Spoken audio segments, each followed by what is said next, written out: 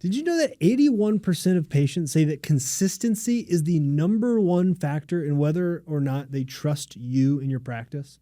See, what we're going to talk about today is how to make sure that you can systematically put a checklist in your office so that you are delivering consistency and doing so at a high level. So what I want to talk about specifically today is what I would call the gold standard checklist for any practice that if you apply, you will have happier patients, more engaged team members, and ultimately a practice that is more productive. So let's kind of dig into what that really means. I think we talked about this in one of the very early episodes. He says on episode 7, right? So maybe episode 1.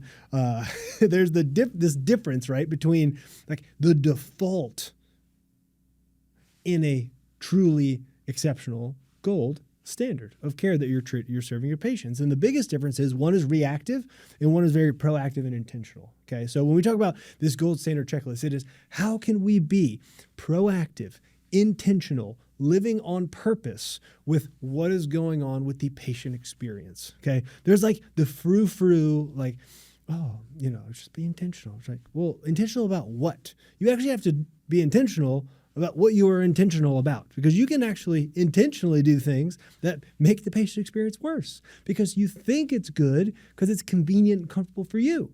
But the truth is that isn't what sets practices apart.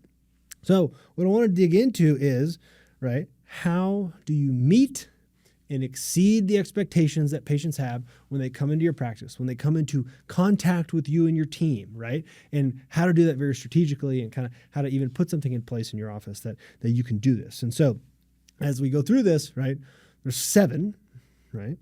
Lucky number 7. And want to talk through each of these sections and how to ultimately like raise your level a little bit, okay?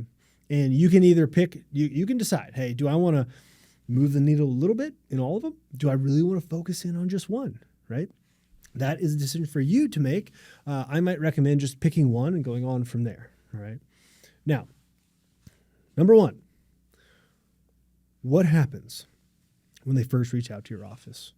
What is the first impression, the first contact, the thing that happens when they decide, that patient who again is like in this, it's like this very tight little window of time where they're thinking, you know what I should do? I should call the dentist. That's what I should do right now because I need to schedule an appointment because I haven't been there in like 9 months and I know I'm supposed to go every 6, but I've been putting it off because I haven't prioritized it, right? Because that's what I do because I'm a normal person, right? And that will hurt some people's feelings, but that is kind of the standard, right?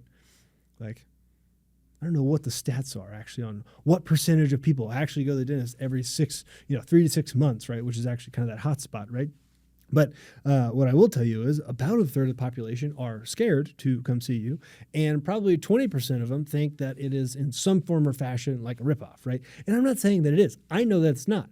I'm just saying that's the perception and the reality that we have to deal with, which is part of the reason for a lot of the issues that come up in the industry is because of that perception, right? I was listening to something the other day, and I thought it was so interesting. It was a doctor and his wife, and they're talking about when they're out in public, and they're both dentists, and it's like, well, what happens when you tell somebody at a restaurant what you do and you're a dentist, right? And it's like, well, basically, they start complaining about the last time they went or what the dentist told them they needed to do or how they tried to get them to do this thing that there's no way they actually needed, so they're going to get a second opinion, right? So, like, I understand how that affects the mentality and psychology, right?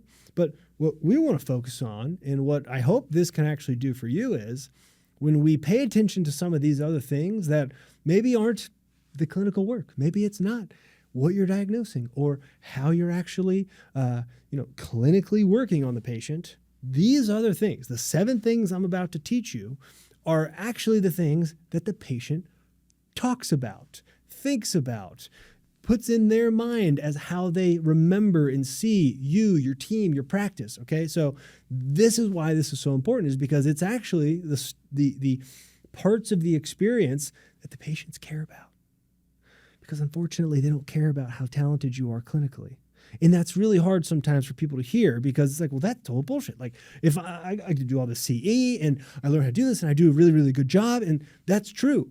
But you also have to do these other things if you want to have a practice that is productive, that can provide for you, and ultimately that like creates an experience for the patient that they want to be a part of, right? There's a lot of very, very talented clinicians. Interestingly enough, there are not as many successful doctors that have only happy patients and team members who are engaged in that process, right? So let's go through the list, right? Number one, first contact. What happens when the patient reaches out to you? And so we have a lot of data and information on this, and this is kind of like the sweet spot that we operate in. And, you know, I never believed it at first, I'll be honest with you, but 90% of the time, we don't even ask the patient's name. 90% of the time, we don't even try to schedule an appointment. And if you're in a dental office, 68% of the time, we don't even answer the phone. So the patient wants what you have. They want to come in to be a patient for you, right? And guess what?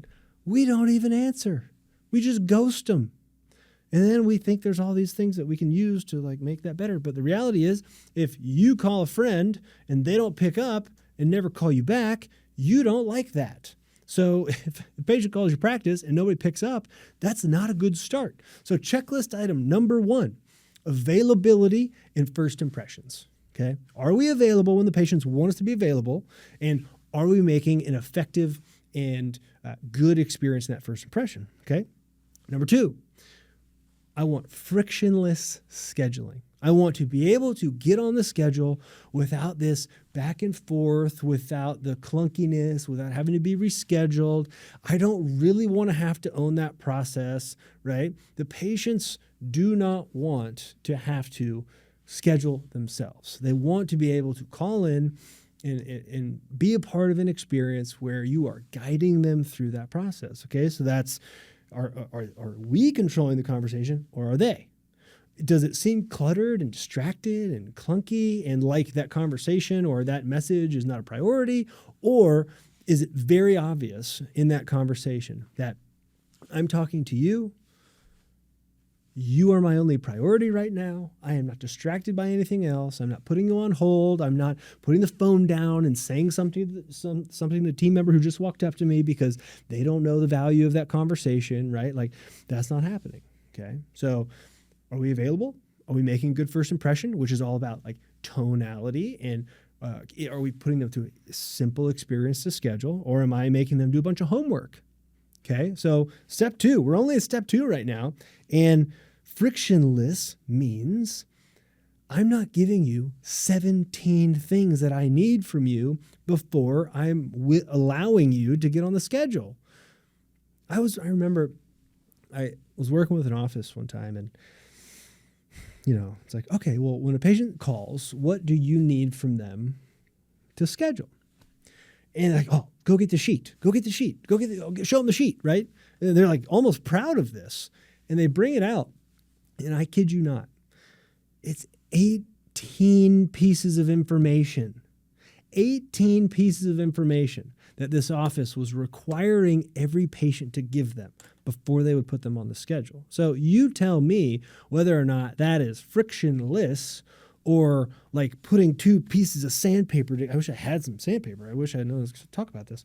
But like, it isn't comfortable, right? Imagine taking a piece of sandpaper and just grinding it against your hand, right? Like, that's pretty friction full, right? When we make patients give us, I was going to say a blank ton of things, but I'm going to control myself, right? Because I already went off the rails once. But when you make them give you a bunch of information, that's not frictionless. When you make it all about what they need to do and the homework they need to do, that's not a great experience. So we're at step two, and it's like, okay, well, what are we doing? Are we guiding them through a simple process, or are we actually, and this is one of my favorites, trying to qualify the patient with a person who has no clinical expertise, doesn't have any idea what the patient needs. And by the way, the patient also doesn't know what they need. So when they call in and say, hey, I think I need this. And you're like, you know what we should do? We should qualify this person on the phone, because they definitely don't have a misconstrued perception of what it is that they need, right? It's like, God, every time I call a doctor to go somewhere, I'm like, I don't know, something's wrong. I feel like I need to come in. And then if they start asking me a bunch of questions and things I don't know the answer to, like, how would you rate it on a scale of 1 to 10? I was like, well, whose 1 to 10 is it? Is it your 1 to 10? Is it my 1 to 10? Is it my fiance's 1 to 10? Like, how painful does it have to be for it to be good enough for me to come in and see you, right? Like, can't you help me no matter what? Something to think about. I don't know. Okay. So, number 1, be available. Great first impression. Step 2, frictionless scheduling. Guide them through the process. Okay. Number 3, what happens when I walk through the front door? So step 3 on this is, are we delivering a 5-star welcome to the practice? Okay. Now, this is great. A patient who comes to your office, right? If you're a doctor, your team member, whatever role you are, think about this. Take yourself out of your own practice. Would you prefer to be welcomed as a new patient or processed as a new patient? You see, too many offices are just processing patients. You are putting them through a process. And the process is get them to fill out their paperwork, make sure they do their homework before they show up. If they are not on time, make sure you find them, even if it's never happened before. And then when they're there, just make sure they stay in their seat out there until you're ready and fill out whatever else they need, even though you already sent the paperwork, but there's for some reason having to fill out more paperwork when they come in, right? And then we just take them along and we process this person, right? As opposed to how you get treated when you go to a hotel, for example, right? So a couple weeks ago, I turned 30, and apparently that's a big deal for some people, but my fiance surprised me, and she's like, hey, we're going to go to the Ritz at Lake Oconee. So we're in Atlanta. It's like an hour and a half away. Actually have some great clients up there, Lake Oconee Dentistry. Shout out them. But here's the thing. As soon as we show up to that place, now, mind you, let me paint the picture for you, because, called, scheduled, all those good things, good first impression, right? I pull in, and I'm like, oh, this is going to be awesome, because I like to kind of watch how people do this at a high level. So we pull up to this hotel, right? It's the Ritz, and I'm watching, and I see not 1, not 2, but 3 big, huge SUVs. And not 1, not 2, not 3, not 4, 5 full luggage carts. And I'm just like, oh, this is going to be awesome. So pull up. And these people aren't arriving. They're leaving. So there's 3 families, probably 10 kids between them all, 5 big, huge, just totally jam-packed luggage carts, right? And I pull up, and I'm asking myself, I wonder if they're even going to notice that we're here with all that craziness. And you know what? I pull up. I step out of the car. Before my foot hits the ground, there's somebody there meeting me. There's somebody there opening the door on the other side for my fiance. And that is the difference between being welcomed and being processed. Because you could say, well, Flint, it's hard for us to really create a good welcome and be prepared for every new patient who walks in. We got all these patients who are coming in. Okay, well, with a valet team of 4, they were handling 10 children, 6 parents rather, and probably 50 items of luggage. And they still found a way to make us feel like we were welcomed. That's the bar. So when we talk about a 5-star welcome, a 5-star experience from the first moment a patient walks into your office, right? This is a checklist. We're going through a checklist right now. And it is, are we able to check the box of we are executing at that level? Is our standard at that standard, or do we have opportunity? And so when we talk about the first time a patient comes to your practice, right? Whatever your goals are for your practice, whatever you're trying to determine, I would imagine you probably want people to feel welcomed when they show up. That's what it takes to feel welcomed. There's craziness going on. There's people over here. There's people over there. There's a person getting checked out there. But the intentionality and the focus around making sure that when we know a new patient's coming in at 2:30, that we have someone who is ready to greet them and do so with their name. There's a lot of other things we can do there, but that is a hugely, hugely important factor in whether or not they are feeling like I'm being welcomed to this practice or I'm just being put through a process. I'm just patient number 72 of the day, right? Like we have offices who are doing 300, 400, 500 new patients a month, and they still manage to make every new patient feel welcome. And then I can go to an office that's doing like 7 new patients a month, and you walk in there as a new person, and it's almost like you don't exist. So you tell me whether or not more patients and being busier makes the experience better or worse. I don't think it has anything to do with it. It's about what you expect from yourself, from your team, or if you're on the team, from yourself. And what would you want the patient to experience, okay? So that's step 3, all right? Step 4, your handoffs. Do you have intentional handoff processes? Now, you're going to say, Flint, I thought we weren't processing people. Well, okay, you have to have processes. People just don't want to be processed. So think about this. I come into the practice, I get welcomed, right? Person at the front is like ready for me. They know, Mr. Kyer, welcome. We're so excited to have you here today. All right. And I've already filled out my paperwork online because I hate doing it when I show up. So it's like anytime I do get that, I feel like I'm pretty good at doing it, even if it's in the car right before I walk in, which might be annoying for them. But at least it got done. What happens when the person who greets me hands me off to whoever it is that's going to take me to the back? What is that like?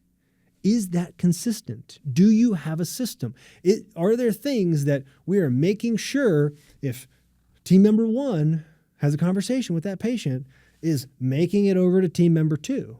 Because what you don't want is for the patient to go through that whole process, right? Get maybe handed off 2, 3, 4 times, depending on how many people you have involved in that experience. They have to re-explain themselves over and over and over and over and over again. Are they feeling like you know them at some degree before they speak to you? Or are they having to reintroduce themselves all the way throughout the process?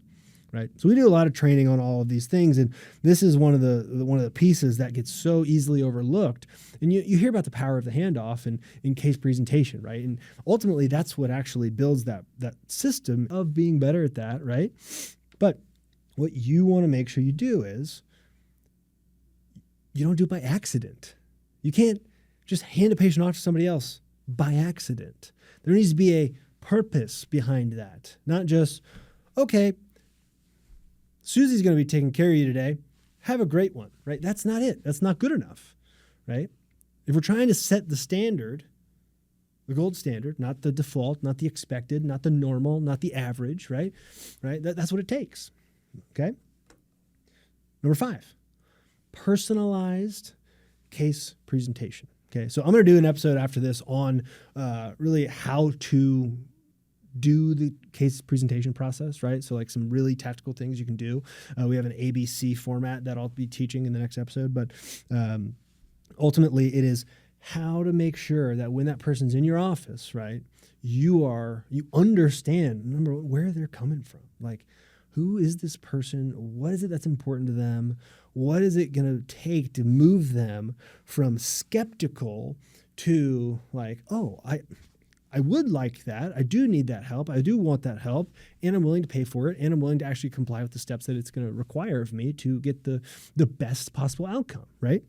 So, and when you can do that personally, and it feels to the patient like we're walking in the same direction, right? We are on the way to the same place, right? We're going down this path, and on the other side of it, you're going to feel better, look better. You're going to ultimately like just be in a better position. Your life will be better off once we get to where we are going together versus you need to do this because I said so. And again, I'm simplifying this to a degree for impact, but a lot of times that's how it is felt by the patient. It's not how you say it, right? It's not actually what you're saying to them, but it is what they feel. It is how it comes across when we're not focused on making sure you're doing this really well. All right, so that's number 5. Okay, number 6, we got to have clean financial conversations.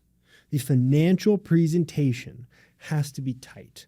Okay. You can't have awkward money talk, right? I'll probably talk about that too next time. But one of the biggest killers of case acceptance, right, in providing a great experience, which leads to great results, right, is we are super uncomfortable talking about money. And that creates a really awkward conversation that then makes the patient feel awkward and like, maybe I shouldn't do this, because if you're not confident about it, why should I be? So that's number 6. And then number 7. So this is the last part of the checklist. You got to have follow-up and follow through. Okay. Like, what happens after they leave? What happens between appointments? What happens when you are putting a re-care system in place? Number 1, do you have those things in place? Are they systems, or are they just, well, every once in a while we'll give people a call, right? That's not effective. Okay. And when all of this flows together from the first impression and being available the first time they try to reach out to you, all the way throughout the experience and into how you communicate post-appointment, that's when you've hit all the marks. So what you're going to want to do is go back through those 7. And good news about these podcasts, you can pause, you can go backwards, you can go forwards, we can do all kinds of things, right? And you can revisit the ones that are maybe the biggest challenge for you, all right? Now, let's talk about a few things, then I'll leave you with some of the tactical steps, okay? Number 1, you have to understand how the patients see you. They do not, for most of you, I imagine, right? Most of our listeners are dental offices, similar type practices, right? Where not everything you're doing in the office is a medical need, right? There's a lot of wants. There's a lot of cosmetic opportunity, right? So like everything we're talking about works great for dental, works great for chiro, works great for cosmetics and plastic surgery and med spas and all those things, right? Because at the end of the day, that person's coming in not just with the expectation of they're going to get the care that they need, but they're going to go through an experience that is like worthy of what it is that maybe they're looking for. And they're not comparing you to the hospital, right? So often it's like, well, medical doctors don't have to deal with this. It's like, yeah, they're in the hospital, which everyone hates. So yeah, when I go to a private practice or a location of a group practice that is not in a big ass hospital building with however many people and all the bureaucracy, right? Yeah, I expect something different. You have to, if you think that that's a problem, or like, you're like, man, I wish we didn't have to deal with these problems. Well, you know what else they don't get to do? Like, make a lot of decisions. Have some more freedoms, right? That's the cool thing that you have the opportunity to do. And again, you're not walking into a place that is just like germ infested and full of diseases and people hate to go to and think of as like where you go to die. And it's like, I'd like to go to be born, and I'd like to go when I'm about to die, and I'd like to stay away from you for literally every other moment of my life. Like, that is how people look at hospitals. You don't want people to look at your practice like that. So we have to deliver something different.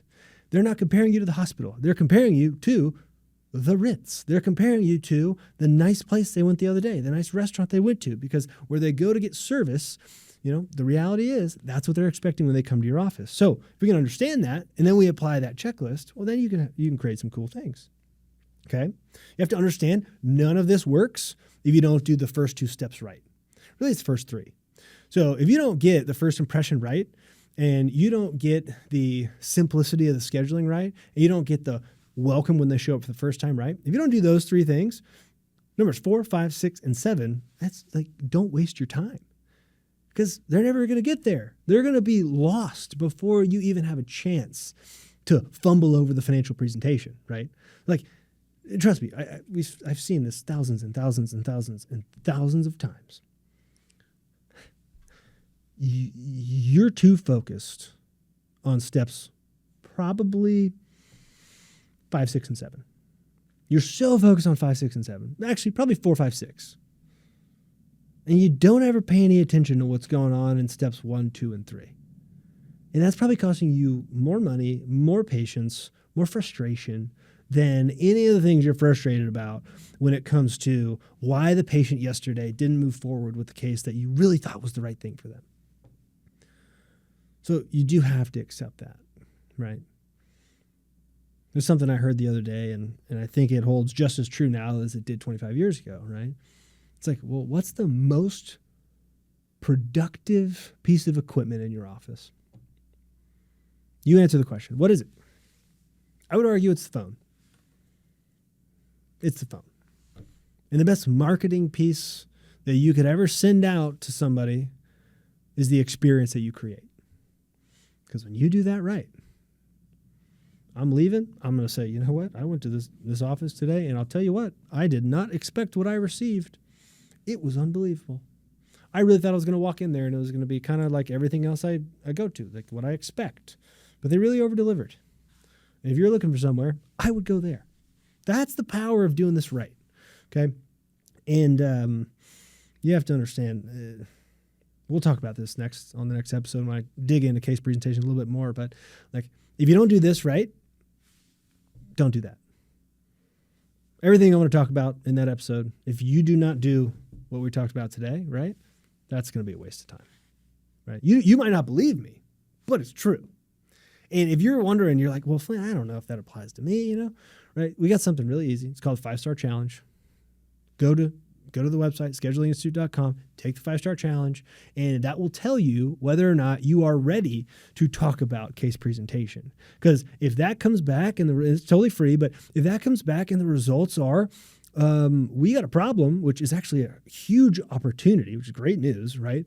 Well, then you got to fix that, because we're step one and you're off and you're missing patients and not providing the experience that you could, right? And then you get to go, this isn't just a checklist. This is an order of operations. Got to make sure the front end is right. Got to make sure the experience is above and beyond the expectation. And then we talk about how to best present the treatment, best present the case, set up the financials, make sure our follow-up system is correct. If you do all those things, that's when you really put something together that is exceptional, is the standard in the industry. And so I hope that that's something that can be, I know it can be done with your office. The question is, like, are you willing to take that first step? Are you willing to actually assess your office on these 7 steps? And I would recommend that you do that. So number 1, get the checklist. Number 2, audit your practice on the 7 steps. And if you want some kind of third-party expert audit, we can do that for you. Take the 5-Star Challenge. We can at least help you with that first one, totally free, right? For us to get help on the other ones where we got to come into the office, right? That's maybe a little bit different, but happy to have that conversation. And then pick one area that you're going to improve this month. If you do that, track it for a month, watch what happens. I bet you'll see something different. Thanks so much. We'll see you next time.